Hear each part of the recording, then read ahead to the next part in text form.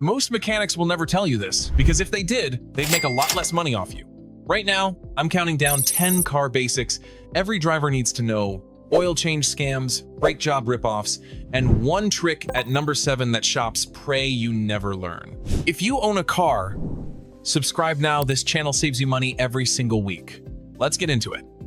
Quick disclaimer before we start, the tips and guides in this video are for educational purposes only. Every vehicle is different, so please use this information at your own risk. We are not responsible for any damage or injury that may occur.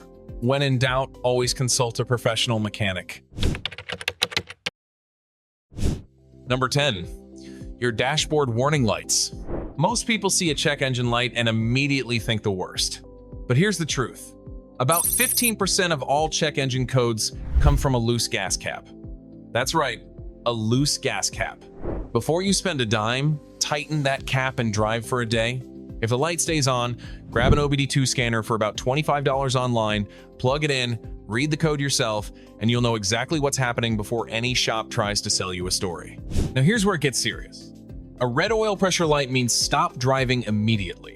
Your engine bearings need at least 30 pounds per square inches of oil pressure at idle, and without it, your engine can seize in under 5 minutes. Same thing with a red temperature warning. Your engine is pushing past 240 degrees, and that's head gasket territory. Pull over, kill the engine, and whatever you do, never open a radiator cap on a hot engine.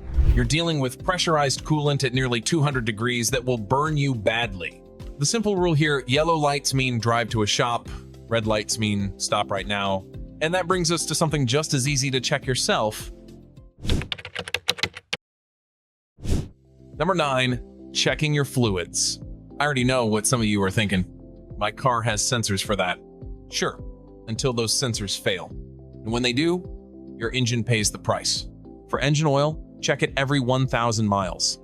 Pull the dipstick, wipe it clean, push it all the way back in, then pull it out again. The oil level should sit between the min and max marks. If the oil looks black and gritty, change it. If it's low and you keep driving, you're looking at piston ring wear, bearing damage, and a repair bill north of $4,000. Coolant should be checked monthly with the engine cold.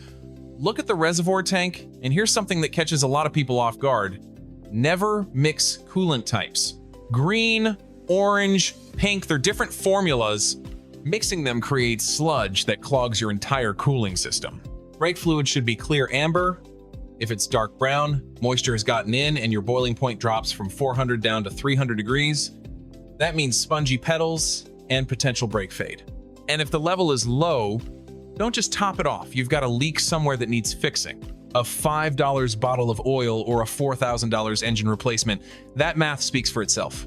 Now, your fluids keep your engine alive, but the next one keeps you alive. Number 8, your tire sidewall. Every tire has a DOT date code stamped on the side. The last 4 digits tell you when that tire was made. For example, 2,219 means week 22 of 2019. Here's what most people don't know. Rubber breaks down over time. After 6 years, replace your tires no matter how much tread is left. Old rubber oxidizes, internal belts separate, and blowouts happen at highway speed with 0 warning. For tread depth, grab a penny. Insert it with Lincoln's head upside down into the groove.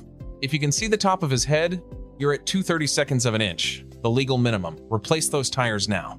For winter driving, you want at least 6/32 for proper snow traction. In tire pressure, this trips up a lot of people. The number on the tire sidewall is the maximum pressure, not what you should actually run. Your recommended pressure is on the door jamb sticker inside the driver's door. Most cars call for 32 to 35 pounds per square inches cold, and every PSI you're under costs you about 3% in fuel economy while generating extra heat that wears your tires faster. One more thing. 4/32 tread is still safe on dry roads. Don't let anyone rush you into buying early. But if those tires are 8 years old, I don't care if they look brand new, get rid of them. All right, your tires are sorted. Now let's talk about the one that shops really don't want you hearing. Number 7, and this is the one mechanics don't want you to know. The 3,000-mile oil change is dead. That advice came from the 1960s when conventional oil was the only option. Modern full synthetic oils handle 7,500 to 10,000 miles without any issue. Don't believe me? check your owner's manual. Toyota says 10,000 miles, Honda says 7,500, Ford says 7,500 to 10,000. The manufacturer that built your engine knows better than a quick lube shop that profits from getting you back sooner. And while we're at it, let's talk about upsells. Engine flush for $80 to $150? That's garbage, unless you've got severe sludge from years of neglect. Fuel system cleaner for $30 to $50? Already built into top-tier gasoline. Transmission flush for $150 to $250? If your transmission shifts, fine, leave it alone. Quick lube shops make roughly 60% of their profit on upsells like these. That's why they push so hard. There is one exception though. The first oil change on a brand new engine should happen at around 1,000 miles to flush out break-in metal shavings and factory assembly lube. After that, follow your manufacturer's schedule and ignore that windshield sticker. And for oil type anything 2010 or newer, especially with a turbo engine, full synthetic is mandatory. The tighter tolerances in modern engines demand it. Now that you know what not to waste money on, let's make sure you understand what your mechanic is actually talking about. Number 6. Engine specs explained in plain language. When you see something like 3.5L V6 twin turbo on a car listing, here's what that breaks down to. The 3.5L is displacement, the total volume of all cylinders combined, 3,500 cubic centimeters. More displacement generally means more power potential. The V6 is the cylinder configuration. Inline engines put cylinders in a straight line. V engines angle them in a V shape to make the engine shorter. Boxer engines, like in Subarus and Porsches, lay cylinders flat for a lower center of gravity. Turbo versus supercharger. A turbocharger uses exhaust gas to spin a turbine that compresses incoming air, giving you a 30 to 40% power gain with a slight delay called turbo lag. A supercharger is belt-driven, so power is instant, but it steals 10 to 15% of engine output just to operate. And the question everyone asks, horsepower versus torque. Horsepower determines your top speed. Torque determines how hard your car pulls from a stop. In daily driving, torque is what you actually feel. That's why a diesel truck with 400 pound-feet of torque and only 200 horsepower can still tow 10,000 pounds without breaking a sweat. And knowing your engine is one thing, but knowing which wheels that power goes to makes all the difference. Number 5, drivetrain layouts. Front-wheel drive sends engine power to the front wheels. It's the cheapest to build, gives the best fuel economy, and offers decent snow traction because the engine weight sits right over the drive wheels. Downside, front tires wear about twice as fast as the rears, and you get torque steer pulling the wheel under hard acceleration. For daily commuting, front-wheel drive handles the job fine. Rear-wheel drive sends power to the back. Better weight distribution, sharper handling, no torque steer, but in snow, the back end kicks out sideways. Pickup trucks, most BMWs, the Mustang, the Camaro, all rear-wheel drive. Great for performance and towing, terrible on ice.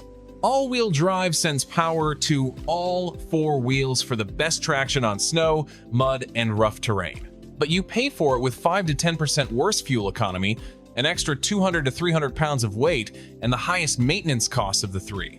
The honest take, if you live somewhere warm and dry, front-wheel drive is fine, save your money. If you're dealing with harsh winters, you need all-wheel drive or at the very least strong snow tires on a front-wheel drive car. And rear-wheel drive in a blizzard? You're ending up in a ditch. Now, speaking of things that can leave you stranded. Number 4, jump starting your car. And if you do this wrong, you can blow your car's computer in a split second. I've seen $2,000 ECU failures from reversed cables alone.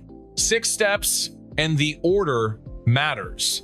First, connect the red clamp to the dead battery's positive terminal. Always positive first. Second, connect the other red clamp to the good battery's positive terminal. Third, connect the black clamp to the good battery's negative terminal.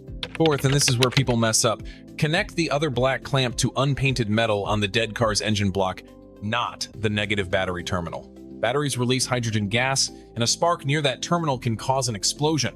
Fifth, start the good car and let it run for 2 to 3 minutes. Sixth, Try starting the dead car. If it doesn't fire after 3 attempts, the battery or alternator is done.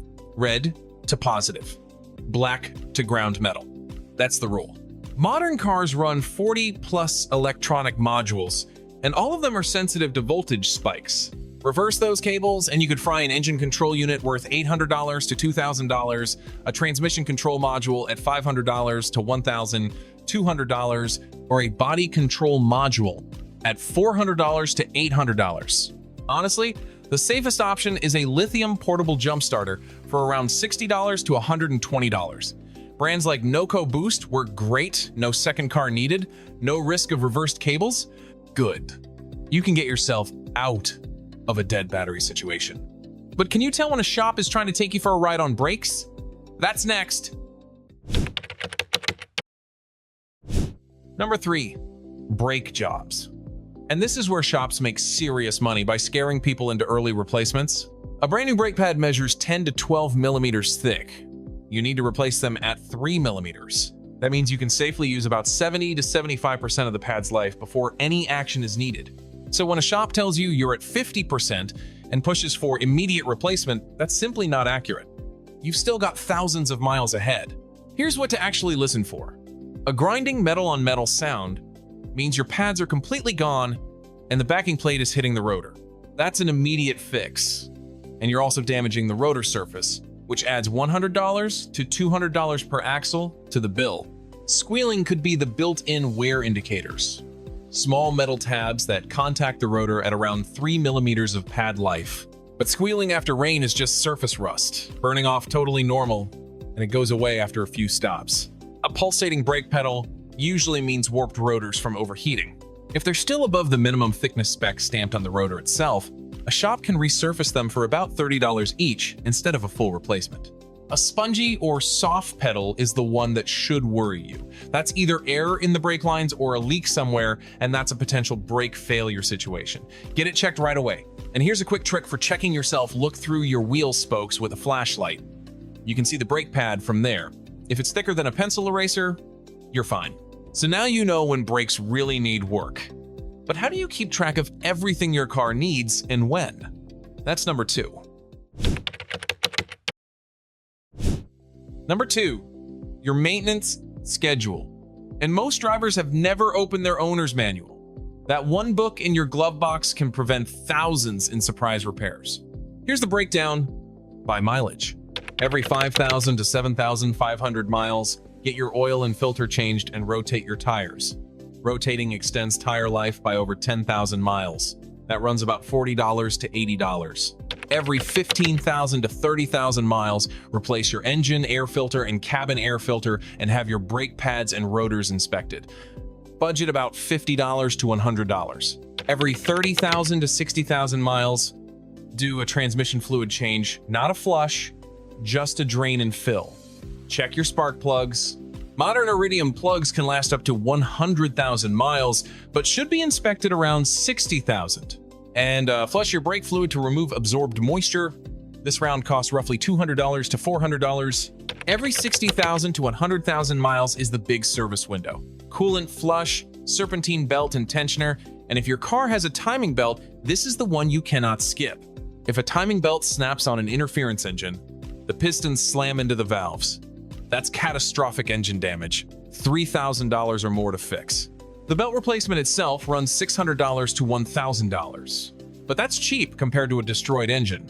If your car has a timing chain instead, those are metal and generally last 150,000 to 200,000 miles with proper oil changes. Google your exact year, make, and model to find out which one you have. One more thing. If you skip scheduled maintenance and something fails while your car is still under warranty, the dealer can deny your claim. They check service records, keep every receipt. All right. Everything we've covered so far protects your car over time, but number 1 is about what happens every single morning when you turn that key. Number 1, and this is the single biggest engine killer nobody talks about. It's how you drive in the first 5 minutes after starting your car. And almost everyone gets this wrong. Here's what happens when you fire up a cold engine and immediately floor it. Your oil is cold and thick. At around 40 degrees, Engine oil is roughly 10 times thicker than at operating temperature. That thick oil can't flow fast enough to protect your bearings and cylinder walls, so you're running metal against metal with minimal lubrication. On top of that, your aluminum pistons heat up and expand faster than the cast iron cylinder walls around them. The clearances inside your engine are engineered for operating temperature, not cold starts. When everything is cold, the piston ring seal is poor, combustion gases blow past the rings, contaminate your oil, and speed up bore wear. There's a third factor too. Cold engines run rich, meaning extra fuel is injected to keep things running smoothly during warm-up. That excess fuel washes oil off the cylinder walls, increasing friction exactly when your engine is most vulnerable. The fix is simple. Start the engine, wait about 30 seconds, then drive gently for the first 5 minutes. Keep RPMs under 3,000. No hard acceleration, no highway speeds right away. Watch your temperature gauge. Once it hits the midpoint, your engine is at operating temp and ready for full power. The difference is real. Proper warm-up habits push engine life well past 250,000 miles. Cold flogging it regularly can cut that by 40% or more. 5 minutes of patience every morning, that's the whole secret. And those are all 10. If any of this helped you understand your car a little better, hit that like button and subscribe to Car Care Simplified. We put out new videos every week so you never walk into a shop blind again. Now, if you want the full picture, how your engine works, what every part does, and how it all connects, I put together one video that covers everything you need to know about cars from front to back. It's right here on screen. Tap it, and I'll see you there.